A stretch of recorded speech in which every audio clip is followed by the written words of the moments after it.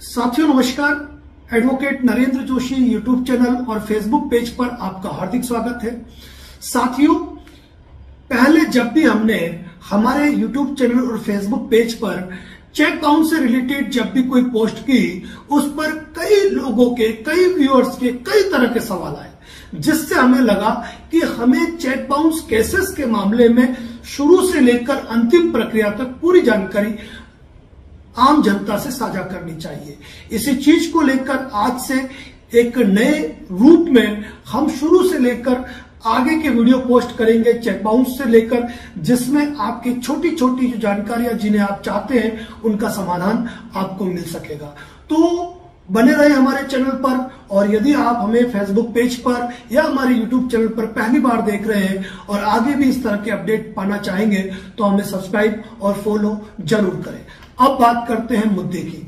Cheque bounce यानी कि 138 NI act, negotiable instrument act का 138 जो प्रोसीजर है, आज की तारीख में देखा जाए तो पूरे देश में सबसे ज्यादा यदि किसी कोर्ट में केस चल रहे हैं तो वहां 138 NI एक्ट के हैं। इसका कारण यह है कि जब भी कोई व्यक्ति किसी व्यक्ति से या किसी संस्था, किसी बैंक से, चाहे वो लोन लेता है, चाहे वो कोई खरीदारी करता है, चाहे कोई सर्विसेज लेता है, चाहे वो कंस्ट्रक्शन का काम करवाता है, किसी भी रूप में वहां अपने पेमेंट को चेक के माध्यम से करता है। और कई लोग चेक के माध्यम से इस तरीके से करते हैं कि मेरे पास आज राशि नहीं है तो राशि 2 महीने बाद, 3 महीने बाद या टुकड़ों टुकड़ों के रूप में जिस तरीके से आएगी वह सामने वाली पार्टी को अपने चेक जारी करते हैं। अब यहाँ पर वह चेक आपसी लेन देन से संबंधित हो सकता है, सेवाओं से संबंधित हो सकता है, लोन के भुगतान के संबंधित हो सकता है, सिक्योरिटी पर्पज से हो सकता है या किसी अन्य कारणों से हो सकता है। तो क्या हर चेक बाउंस अपराध की श्रेणी है? क्या हर चेक बाउंस के अंदर NI एक्ट का अपराध होगा? तो यहां आपको बता दूं कि ऐसा बिल्कुल भी नहीं है। हर चेक बाउंस होने का मतलब ये नहीं है कि एक अपराध कमिट हो गया। यहां हम आज बात करेंगे आपके सामने सबसे पहले चेक के मुद्दे पर कि आपने किसी व्यक्ति को अपना चेक दिया और चेक देने के बाद उस व्यक्ति ने निश्चित तारीख को उस राशि को प्राप्त करने के लिए अपने बैंक में चेक प्रस्तुत किया। अब आपके खाते में राशि हो या नहीं हो, आपके बैंक अकाउंट से सिग्नेचर जो है वहां चेक पे जो सिग्नेचर है उससे मिसमैच हुए या नहीं हुए, आपने पेमेंट स्टॉप करने यानी कि चेक से पेमेंट को स्टॉप करने की एप्लीकेशन लगा रखी है, पेमेंट स्टॉप्ड हो गया, या आपने उस खाते का परिचालन नहीं कर रखा है, खाता बंद हो गया, ब्लॉक्ड हो गया। किसी भी कारण से यदि आपका चेक जो है डिसऑनर होता है, अनादरित होता है, बाउंस होता है और सामने वाले व्यक्ति को चेक से उस राशि का भुगतान नहीं हो पाता है, तो ऐसी अवस्था में यह चेक बाउंस माना जाएगा। और चेक बाउंस होने पर चेक रिटर्न मिलता है, जिस व्यक्ति के खाते में वह चेक बाउंस हुआ उसे चेक वापस मिलता है और चेक के साथ में रिटर्न मेमो मिलता है। और रिटर्न मेमो पे रिटर्न होने की तारीख और किस कारण से चेक रिटर्न हुआ, बाउंस हुआ, उसका हवाला दिया जाता है। अब मान लीजिए कि जो चेक है वह बाउंस किसी भी कारण से हुआ, लेकिन रिटर्न मेमो पर जो तारीख है उस तारीख से 30 दिन के भीतर जिस व्यक्ति ने चेक जारी किया था उस व्यक्ति को लीगल नोटिस देना कंपलसरी है। यानी कि रिटर्न मेमो की डेट से 30 दिन के भीतर यदि उस चेक बाउंस का नोटिस नहीं दिया जाता है कि आपका चेक इस तारीख से इस तारीख को बाउंस हो गया है, यह राशि मैं आपसे प्राप्त करने का विधिक अधिकारी हूं, इस राशि का भुगतान इस नोटिस प्राप्ति के 15 दिवस के भीतर मुझे करें, अन्यथा मेरे द्वारा कानूनी कार्रवाई की जाएगी। यह नोटिस जो है वो रिटर्न मेमो की 30 दिन के भीतर भेजना कंपलसरी है और आपने भेज दिया 30 दिन के अंदर। अब सामने वाली पार्टी को वह नोटिस मिला, नहीं मिला, लौट के आया, कोई भी कारण हो, तो जब उसकी सूचना जिस माध्यम से भेजा है उस माध्यम से प्राप्त हो गई कि पार्टी को वो चेक मिल चुका है, वो नोटिस मिल चुका है। नोटिस मिलने के बाद उसने यदि 15 दिन की जो म्याद है, उस 15 दिन की म्याद के अंदर अगर उस व्यक्ति ने राशि का भुगतान नहीं किया तो ऐसी अवस्था में उसके ऊपर 130 एनआई एक्ट का मुकदमा दायर किया जाता है संबंधित कोर्ट के अंदर। जिस बैंकिंग के अंतर्गत परिवादी का अकाउंट है, उस थाना क्षेत्र की जो कोर्ट लगती है, उस कोर्ट में 130 एनआई एक्ट का केस लगेगा। अब उस केस का क्या प्रोसेस होगा वह हम अगले वीडियो में चर्चा करेंगे, लेकिन यहां यह भी जान लेना जरूरी है कि 130 एनआई एक्ट का अपराध उसी अवस्था में बनता है जब चेक बाउंस होने के बाद आपने लीगल नोटिस दिया, और लीगल नोटिस देने के बाद भी पार्टी ने नोटिस प्राप्त हो जाने के बाद या सूचना प्राप्त हो जाने के बाद 15 दिन के अंदर उसने राशि का भुगतान नहीं किया। उसी अवस्था में इस चीज को आरोप मानकर आप कोर्ट में अपना इस्तेगासा फाइल कर सकते हैं। यदि चेक आपने अपनी जो लीगल ड्यूटीज है, अपना जो विधिक दायित्व है, उसके भुगतान के पेटे दिया है, तो आपको 138 एनआई एक्ट के केस की ट्रायल फेस करनी पड़ेगी। अब यहां यह भी मानना जरूरी है कि क्या कोई 138 एनआई एक्ट के केस के साथ में 420, 406 यानी कि आपराधिक मुकदमा पुलिस थाने में चलाया जा सकता है। इस मामले में भी हमारे द्वारा जानकारी दी जाएगी। कोर्ट में क्या प्रोसेस होगा, किस तरीके से प्रोसेस होता है, उसकी जानकारी भी हमारे द्वारा अगले वीडियो में दी जाएगी। यदि आप इस चैनल पे नए हैं तो सब्सक्राइब जरूर करें, फॉलो जरूर करें, और जनहित में ऐसे ही मुद्दे हमारे चैनल पे बताए जाते हैं चेक के संदर्भ में। अगली सीरीज देखने के लिए चैनल को सब्सक्राइब, फॉलो जरूर करें। धन्यवाद। जय हिंद, जय भारत, जय मेवाड़। साथियों नमस्कार। Advocate Narendra Joshi YouTube channel और फेसबुक पेज पर आपका हार्दिक स्वागत है। साथियों, हमारे गए वीडियो में आपने जाना था चेक बाउंसिंग की प्रक्रिया क्या है, चेक बाउंस हो जाने के बाद नोटिस कितने दिन में दिया जाना चाहिए, और कितने दिन में देने के बाद कितने दिन में उस पर परिवाद संस्थित किया जाता है। लेकिन वहां पर हमारा एक क्वेश्चन बाकी था, क्या किसी व्यक्ति के चेक बाउंस होने पर 138 एनआई एक्ट के साथ क्या 420, 406 का मुकदमा यानी कि एफआईआर दर्ज कराई जा सकती है? इस मुद्दे पर हम बात करेंगे। एक बार और कहूंगा, चैनल पर या हमारे फेसबुक पेज पर नए हैं तो सब्सक्राइब एवं फॉलो जरूर करें, ताकि आगे के अपडेट हमारे चैनल के जो भी है वह आप तक पहुंच पाए। तो साथियों, गए वीडियो में हमने बताया था कि जब आपने अपने विधिक दायित्व के भुगतान हेतु यदि आपने कोई चेक दिया है,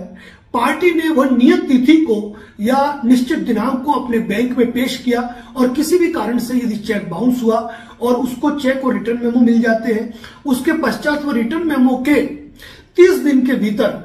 उस सामने वाली पार्टी को लीगल नोटिस देगा कि आपका चेक बाउंस हो चुका है और ये राशि का आपको भुगतान करना है। 15 दिन के अंदर भुगतान करो, नहीं तो मुझे 138 एनआई एक्ट के अंतर्गत कार्रवाई करनी पड़ेगी।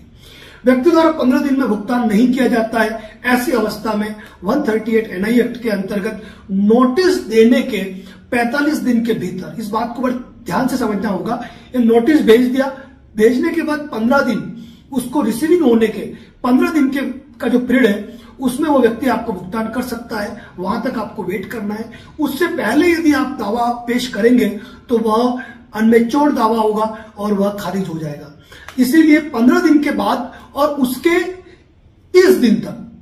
आप कोर्ट में कंप्लेंट फाइल कर सकते हैं। लेकिन गए वीडियो में जो हमारा सवाल था वो ये था कि सर क्या चेक बाउंस होने पर हम 138 एनआई एक्ट के साथ 420, 406 का मुकदमा केस में फाइल कर सकते हैं?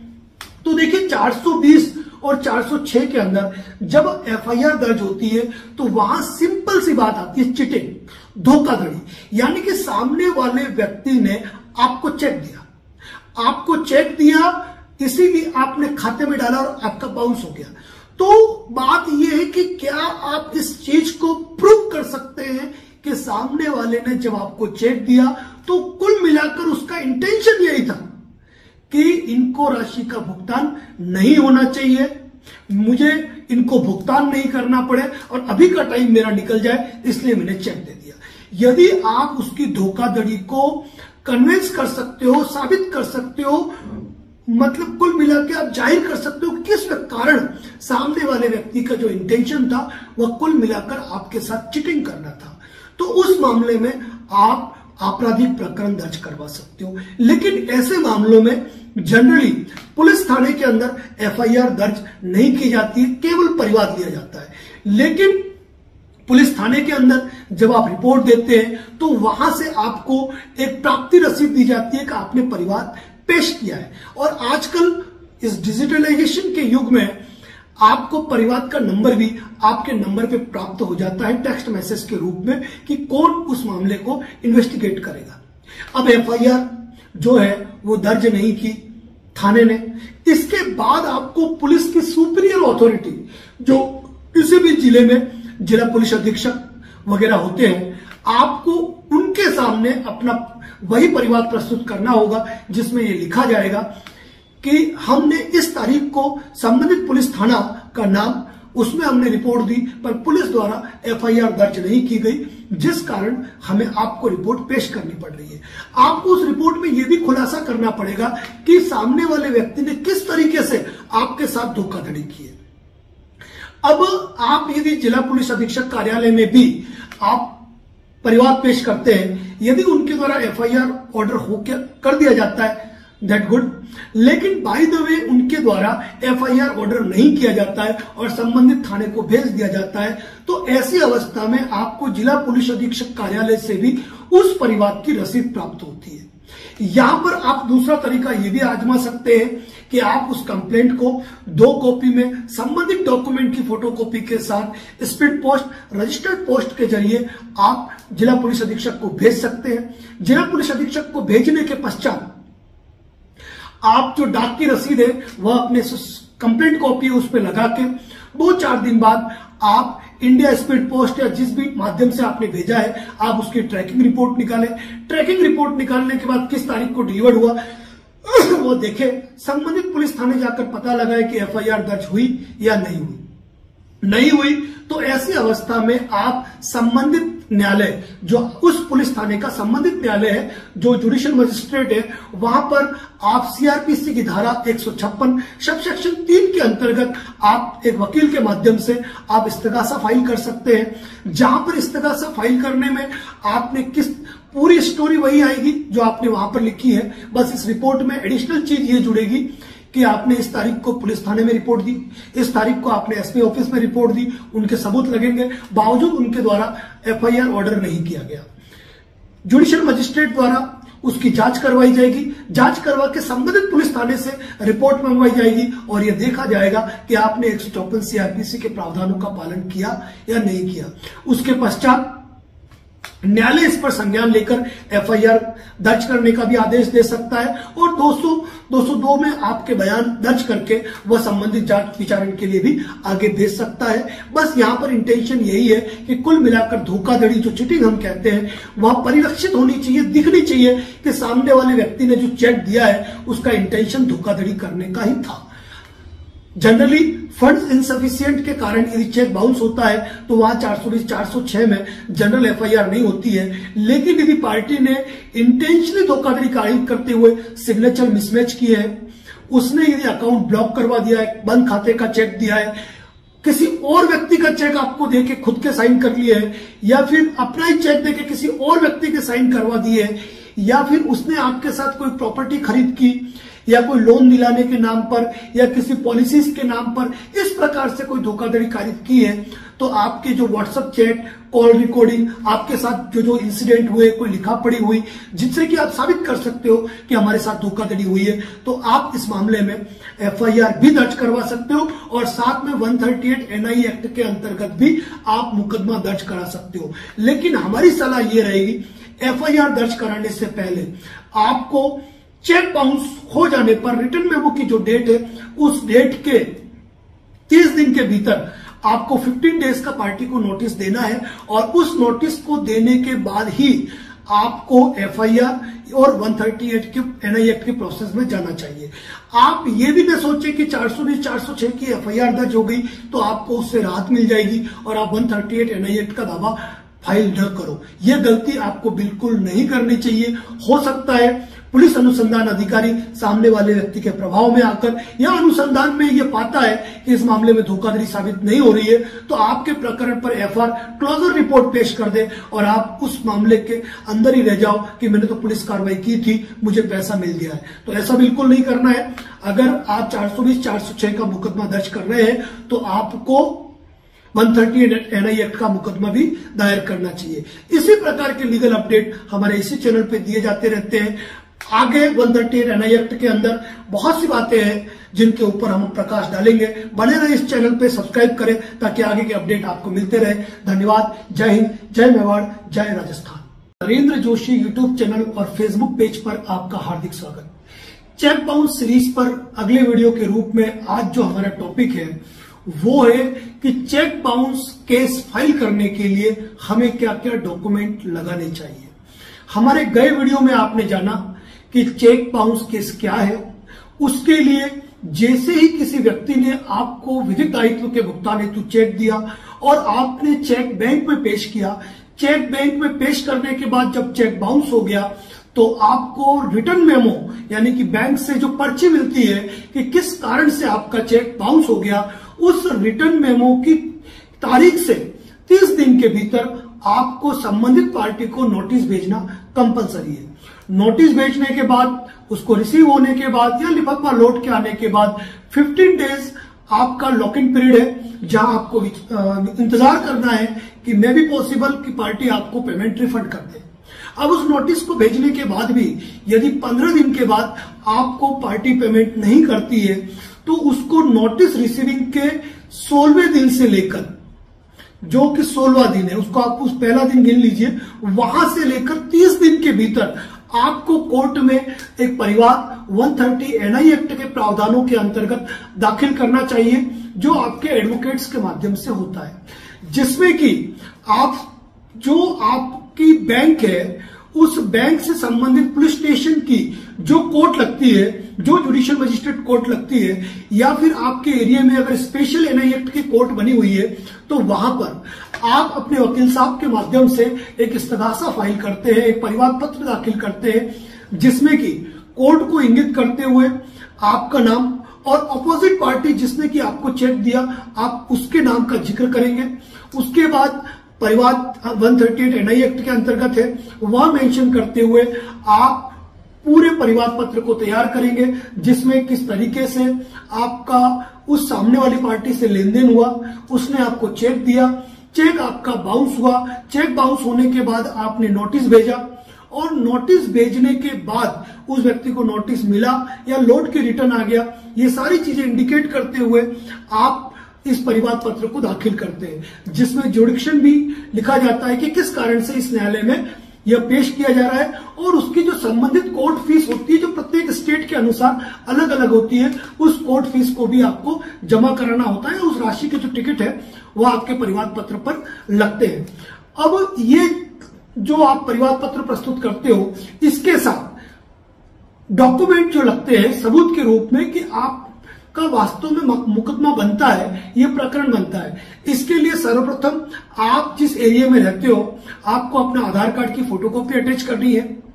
अगर फोटो की रिक्वायरमेंट संबंधित कोर्ट के अंदर है, कहीं कहीं मांगे जाते हैं, तो आपका एक पासपोर्ट साइज फोटो लगेगा। इसके अलावा यदि उस व्यक्ति से लेन देन के संबंधित आपके पास कोई साक्ष्य, लिखा पढ़ी सबूत वगैरह है तो वह भी आप ऐड कर सकते हैं। यदि आपने पेमेंट बैंक ट्रांसफर दिया हुआ है तो आप उस पेमेंट ट्रांसफर का जो स्टेटमेंट है वह भी आप रिकॉर्ड पर ले सकते हैं। इसके अलावा आपका जो चेक है, चेक के बाद में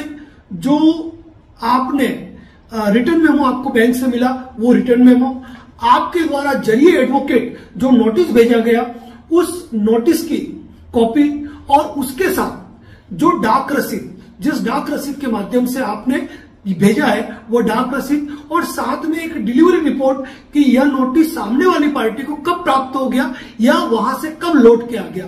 उसका डिलीवरी रिपोर्ट निकलती है, वो रिपोर्ट लगेगी। और इन डॉक्यूमेंट के साथ आप कोर्ट में 138 NI एक्ट का केस दाखिल कर सकते हैं। जब आप कोर्ट में ये केस दाखिल करेंगे तो कोर्ट में केस दाखिल करने के बाद वह जांच में जाता है। जांच में ये देखा जाता है कि क्या आपने संबंधित सभी डॉक्यूमेंट पेश कर दिए, क्या डॉक्यूमेंट, ये जो आपका परिवाद है वो मयाद सीमा के अंदर है या नहीं है। इसके अलावा जिस कोर्ट में आपने पेश किया है उसका जुडिक्शन है या नहीं है। कहीं ऐसा तो नहीं कि मामला दिल्ली का था, आपका बैंक दिल्ली में था और आपने हैदराबाद में पेश कर दिया। उसके बाद देखा जाता है कोर्ट फीस आपने प्रॉपर पे की है या नहीं। इन सारी चीजों को देखते हुए फिर कोर्ट द्वारा कॉग्निजेंस लिया जाता है, आपको बुलाया जाता है कोर्ट में, आप कोर्ट में पहुंचते हैं और आप जो ओरिजिनल डॉक्यूमेंट होते हैं, क्योंकि आपकी फाइल में तो सर फोटोकॉपीज लगी हुई है, तो उन ओरिजिनल डॉक्यूमेंट को वेरीफाई किया जाता है कोर्ट द्वारा, और कोर्ट द्वारा उस डॉक्यूमेंट को वेरीफाई करने पर जब कोर्ट पाता है कि सारी प्रक्रिया पूर्ण हुई है, चेक बाउंस होने के 30 दिन के अंदर आपने नोटिस दिया है, 15 दिन का पीरियड वेव रहा है, उसके बाद आपने जो 1 मंथ का पीरियड है उस मंथ के अंदर आपने परिवाद पेश कर दिया है, संबंधित क्षेत्राधिकार का है, श्रवणाधिकार कोर्ट को प्राप्त है, प्रॉपर कोर्ट फीस आपने पे की है, और सारी चीजों को देखने के बाद कोर्ट आपके 138 NI एक्ट पे प्रसंज्ञान लेकर सामने वाला जो एक्यूज्ड है उसको समन कर देता है। समन करने का मतलब यह होता है कोर्ट एक आदेश जारी करता है कि वह व्यक्ति अगली तारीख को उस कोर्ट में हाजिर हो और हाजिर होकर अपना पक्ष रखे। तो 138 NI एक्ट का ये प्रोसीजर है जिस प्रोसीजर के अंतर्गत कोर्ट में केस फाइल होता है। अब रही बात, कोर्ट ने समन जारी कर दिया, अगली डेट को एक्यूज्ड को बुलाया, समन के बाद बेलेबल वारंट, अरेस्ट वारंट, स्थायी वारंट, व्यक्ति की कोर्ट में उपस्थिति, इन संबंध में हम अगले वीडियो में चर्चा करेंगे। मुख्य इस मुद्दे की चर्चा ये है इसकी कि यदि आप 138 NI एक्ट के अंतर्गत कोर्ट में केस फाइल करना चाहते हैं तो संबंधित डॉक्यूमेंट के अंदर महत्वपूर्ण रूप से आपके लेन देन के यदि कोई साक्ष्य है तो वो आपका cheque, return memo, advocate notice,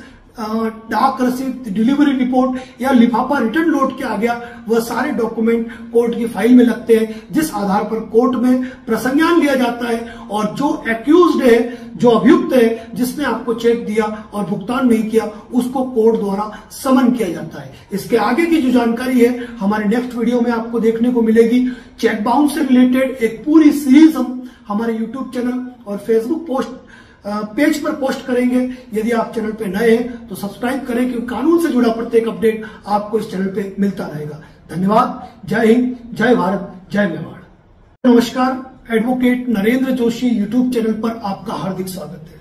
साथियों, चेक बाउंस सीरीज के अंदर हमने एक सीरीज प्रारंभ की है, जिस सीरीज के माध्यम से हम आपको चेक बाउंस केस की पूरी प्रक्रिया के बारे में जानकारी देने की कोशिश कर रहे हैं, शुद्ध सरल हिंदी भाषा के अंदर। यदि चैनल पर नए हैं तो चैनल को सब्सक्राइब करें, फेसबुक पे देख रहे हैं तो हमारे पेज को फॉलो करें। साथियों, गए लगातार वीडियो में हमने जानकारी दी थी कि जब विधिक दायित्व के भुगतान के पेटे दिया गया चेक यदि आपका बाउंस हो जाता है तो जरिए एडवोकेट नोटिस जाएगा। नोटिस सामने वाले को मिलने के बाद 15 दिन के भीतर वो राशि की अदायगी नहीं करता है तो उस अवस्था में आपको कोर्ट में केस फाइल करना है कंसर्न डॉक्यूमेंट के साथ में, और उन डॉक्यूमेंट्स को कोर्ट वेरीफाई करके उस पर कॉग्निजेंस लेती है, प्रसंज्ञान लेती है और अभियुक्त जो व्यक्ति है उसको समन जारी कर देती है। अब आज का मेरा वीडियो एक्यूज्ड के लिए भी है और कंप्लेनेंट के लिए भी है। अब मान लीजिए चाहे आप एक्यूज्ड है या आप कंप्लेनेंट है, कोर्ट ने जब किसी प्रकरण पे 130 NI एक्ट के प्रकरण पे प्रसंज्ञान लिया और पार्टी को जारी किया समन। अब समन में यदि कंप्लेनेंट चाहे तो उस समन की कॉपी लेकर स्पीड पोस्ट के जरिए भी एक्यूज्ड के पते पर भेज सकता है और उस समन की सेकंड कॉपी पे डाक की रसीद लगाकर और उसकी डिलीवरी रिपोर्ट लगाकर अगली तारीख जो है, जिस तारीख को एक्यूज्ड को कोर्ट में पेश होना है, वह कोर्ट के सामने समन की सर्विस, समन तामील पेश कर सकता है।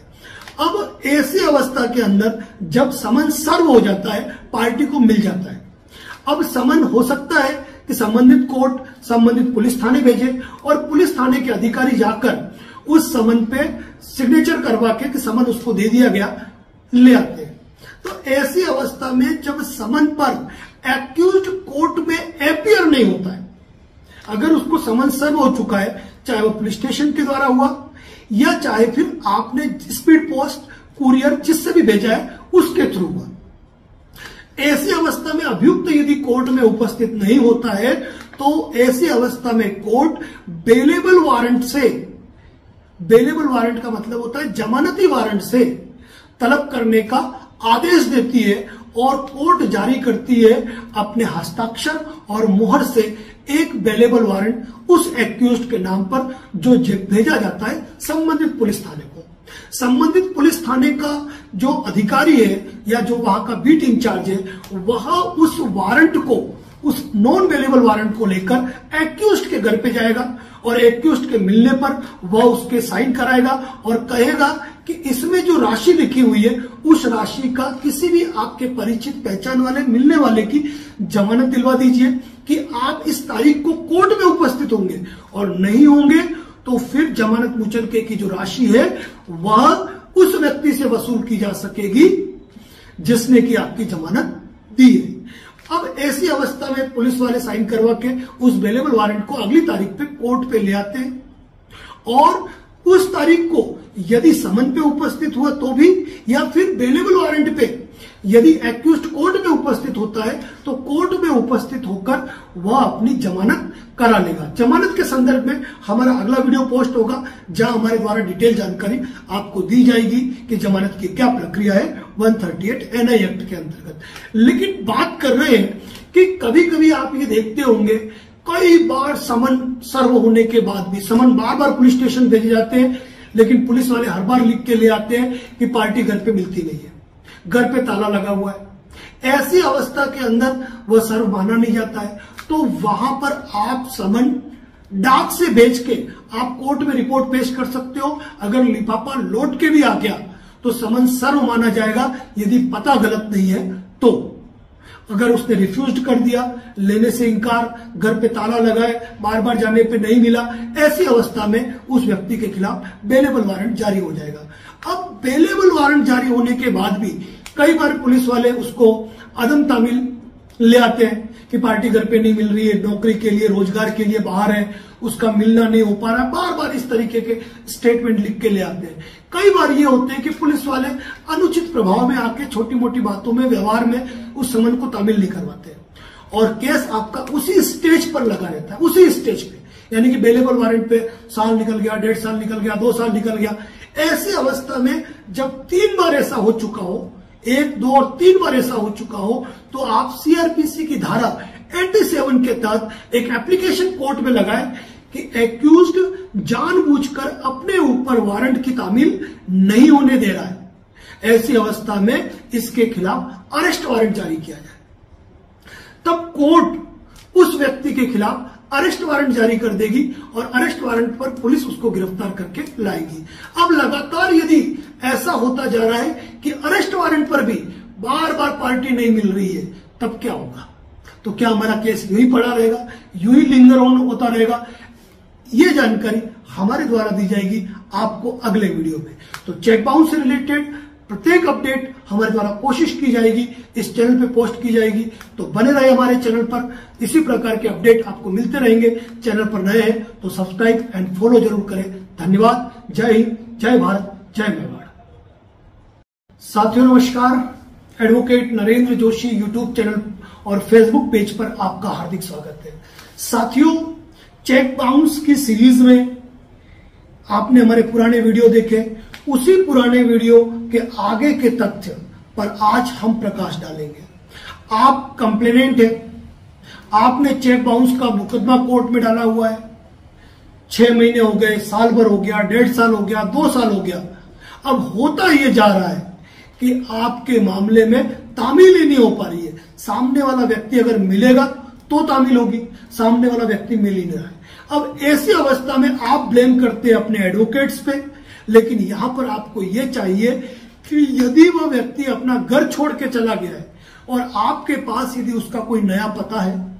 या नया एड्रेस आप जानते हैं या पता लगा सकते हैं, तो ऐसी अवस्था में आपको अपने वकील साहब को अवगत कराना चाहिए कि यह व्यक्ति फिलहाल इस पते पर रह रहा है। ऐसी अवस्था के अंदर आपके वकील साहब द्वारा एक एप्लीकेशन लगाई जाएगी कोर्ट में कि वर्तमान में अभियुक्त पुराना निवास स्थान छोड़ चुका है और इस जगह रह रहा है, तो इस जगह के नाम पर उसका अवेलेबल वारंट, अरेस्ट वारंट या समन जो भी है इस एड्रेस पर रिलीज किया जाए। अब उसके बाद भी अपन जानते हैं कई बार पुलिस अनुचित व्यवहार करते हुए, अपने काम को पूरा नहीं करते हुए वारंट को बार बार अदम तामील ले आती है। वह लिखती है कि व्यक्ति घर पे नहीं मिला, घर पे नहीं है। तो ऐसी अवस्था में जब आप जानते हो कि वह व्यक्ति घर पे रहता है, उसी जगह रहता है, तो आप उस थाने के बीट इंचार्ज को भी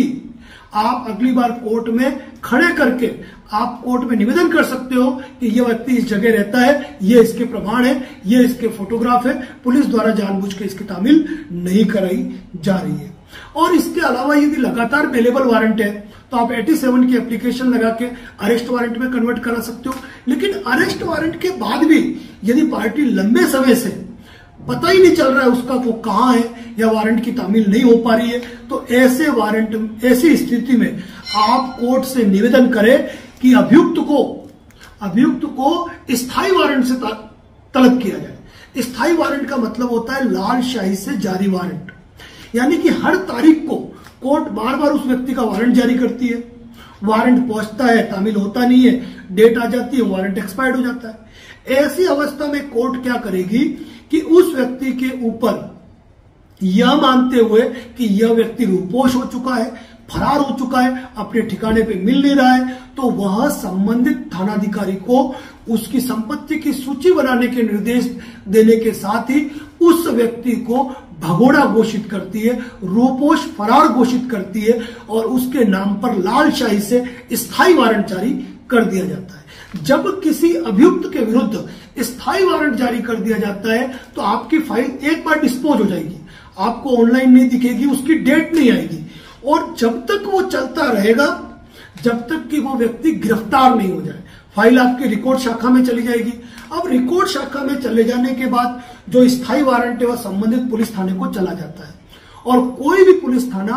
अपने यहां पर स्थायी वारंटियों की संख्या बढ़ाए देना, रखना नहीं चाहता है। होली, दिवाली, ईद, हर त्योहार के ऊपर स्थायी वारंटियों की धरपकड़ की जाती है, जो आपने सुना होगा। ऐसे टाइम में ऐसे व्यक्तियों को पुलिस अरेस्ट करती है, क्योंकि पुलिस स्टेशन में कभी नहीं माना जाता है कि वहां पे स्थायी वारंटी की संख्या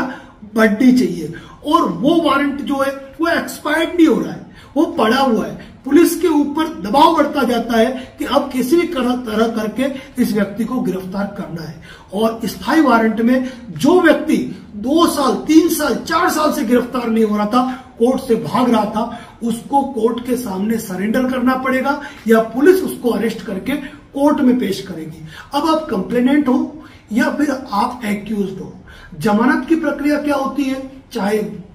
बात मफरूरी वारंट की रहे, स्थायी वारंट की रहे, अरेस्ट वारंट की रहे, नॉन अवेलेबल की रहे या समन्स की रहे, इस बारे में हम अगले वीडियो में चर्चा करेंगे। चैनल पर नए हैं तो सब्सक्राइब करें, क्योंकि 138 NI एक्ट चेक से रिलेटेड मामलों में हम पूरी एक सीरीज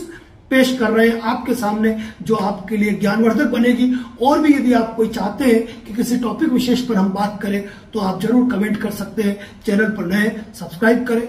यूट्यूब पर देख रहे हैं तो हमें फॉलो जरूर करें और इसी प्रकार के अपडेट चैनल पर पाने के लिए हमें सब्सक्राइब जरूर करें। धन्यवाद, मिलते हैं अगले वीडियो में, तब तक के लिए जय हिंद, जय मेवाड़। साथियों नमस्कार, advocate Narendra Joshi YouTube channel पर आपका हार्दिक स्वागत है। साथियों 138 NI एक्ट के बारे में हमने एक स्पेशल सीरीज चला रखी है, आप चैनल पे देखेंगे आपको कई तरह के वीडियो मिलेंगे, शुरू से लेके अंत तक की प्रक्रिया की, जिसमें हमारे द्वारा बात की जा रही है। पहले के वीडियो में हमने बात किया, केस फाइल हो गया, कोर्ट से समन जारी हो गया, समन के बाद अवेलेबल वारंट जारी हो गया, अरेस्ट वारंट जारी हो गया या स्थायी वारंट, मफरूरी वारंट जारी हो गया। ऐसी अवस्था में एक्यूज्ड जो है, जिसका कि चेक बाउंस हुआ है और कोर्ट ने उसको बुलाया है, उसे क्या करना चाहिए।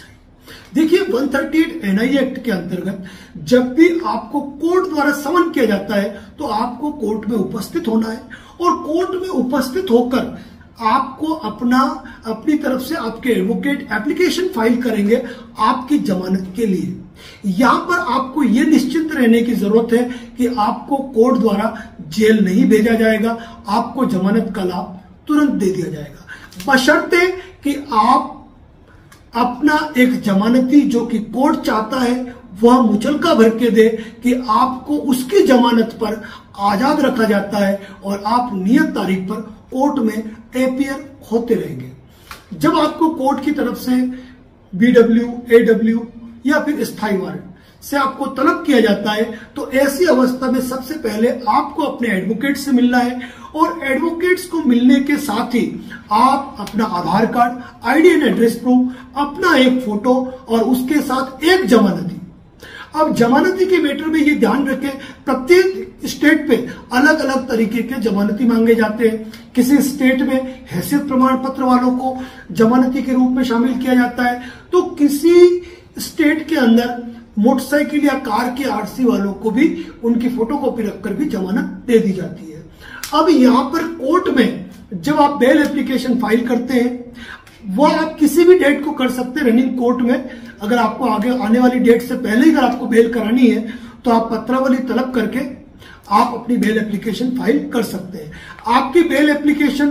को देखने के बाद कोर्ट द्वारा ऑर्डर किया जाता है कि जो एक्यूज्ड है उसको कितनी राशि का मुचलका भरना है और जमानती को कितनी राशि का मुचलका भरना है, मतलब मुचलका बॉन्ड वगैरह जो भी भरना है। तो मान लीजिए आपको कह दिया कि 50,000 रुपए का आपको बॉन्ड भरना है, मुचलका भरना है। इसका मतलब ये नहीं है कि आपको 50,000 रुपए की राशि वहां पे कोर्ट में जमा करानी है। इसका मतलब ये है कि जो आपके साथ जमानती है वह कोई भी ऐसी चीज जो ये साबित करती हो कि यह जो व्यक्ति है वह 50,000 रुपए की हैसियत रखता है, वह अपने मोटरसाइकिल की या फिर अपना हैसियत प्रमाण पत्र, कार की RC, अपने FDR की कॉपी या अपने जमीन की नकल जो भी है वह कोर्ट में फोटोकॉपी के रूप में जमा करा सकता है और असल से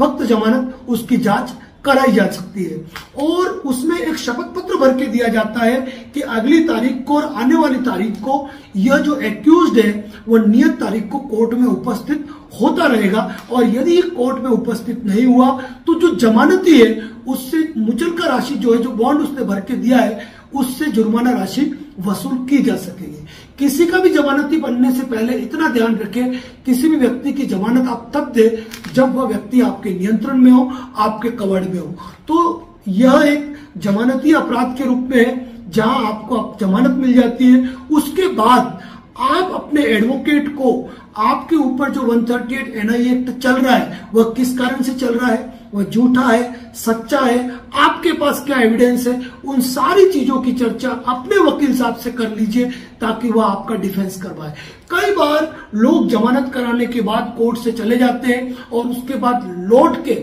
न तो वकील साहब को फोन करते हैं न उनसे मीटिंग करते हैं और कंडीशन ये हो जाती है कि उन्हें चेक बाउंस का मुकदमा हारना पड़ता है, उन्हें जेल की सजा भी भुगतनी पड़ती है और चेक से दोहरी राशि तक के जुर्माने से भी दंडित होना पड़ता है। ऐसा इसलिए होता है क्योंकि कभी कोई वकील केस नहीं हारता है तो क्लाइंट हारता है और उसने कभी अपने केस को जीतने पे दम दिया ही नहीं, अपने वकील साहब को उस केस की सच्चाई से अवगत कराया ही नहीं कि आप क्या करना चाहते हैं इस केस में, आपके डिफेंस क्या है, वह आपको बैठ के अपने वकील साहब के साथ चर्चा करनी चाहिए। तो चेक बाउंस के रिलेटेड जितने भी एस्पेक्ट है, जितनी भी महत्वपूर्ण बात है, वो हमारे इसी YouTube चैनल और Facebook पेज के माध्यम से आपको हम अवगत कराते हैं। यदि इस चैनल पर नए हैं तो बने रहिए इस चैनल पे। अगली बार अगले टॉपिक पे फिर मिलते हैं। धन्यवाद। जय हिंद।